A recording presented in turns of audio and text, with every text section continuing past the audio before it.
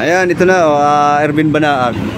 Ayan yung 17,764 na mapapamura, sabi mo. Ayan, ayan, magpunta na rito, bumalik na, may box na, may MDL na, may hazard na, kompleto na, mapapamura sa ganda na ngayon, no? Di ba? Papamura, lintik na yan, sasabihin natin, wala na yung basag niyan, nasa pag-aalaga lang yan, mga kapatid.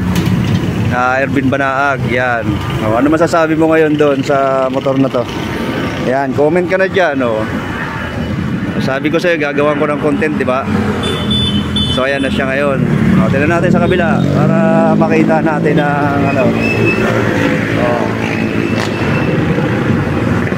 nasa ano lang yan, nasa nag-aalaga at sa pagporma. Ito, mga nailagay niya na rin to, mga stainless.